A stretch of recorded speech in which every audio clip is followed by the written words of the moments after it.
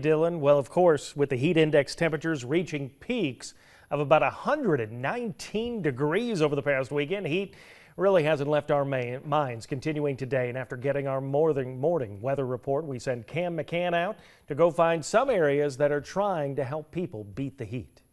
Experts say that around 104 and above is extreme caution in terms of heat illnesses. Well, what's one of the ways that you can ward those off?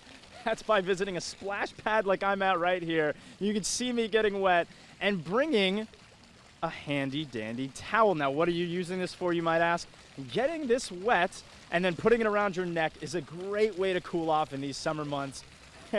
I mean, I could show you right here, just putting it in the water and then putting it around your neck. That cold water is gonna cool down your internal and external skin temperature and help keep you safe and healthy as I'm getting bombarded by this cool water right now. Now, I traveled around to a couple different splash pads to see what was happening at them. And that's when I came across Terrell Nevels, who showed me his favorite trick at the Forsyth water pad. Explain to me how this works. So you supposed to put your heel in the glass thingy, and then it starts to get bigger. All fun aside, this heat can be a serious health concern at a minute's notice. We recently sat down with a health professional on how heat illness can sneak up on somebody if they aren't paying attention. A lot of people just don't realize how much the heat does affect them and their normal daily activities that they feel comfortable doing. Well, now you add 10 or 15 degrees of heat and your body can't cool off to that level that it needs to cool off, and you have the untoward effect of, bodily harm. One of the biggest things that may slip people's minds regards to leaving kids or animals in your car, to which Goldstein says, And that is such an extreme no-no. The temperatures rise so dramatically in these automobiles that people can succumb and, have some pretty significant effects and even die.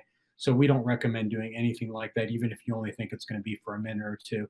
Remember to take extra precaution and plan out any outdoor activities with potential heat illness in mind. And like Terrell, use your city's resources to keep yourself cool.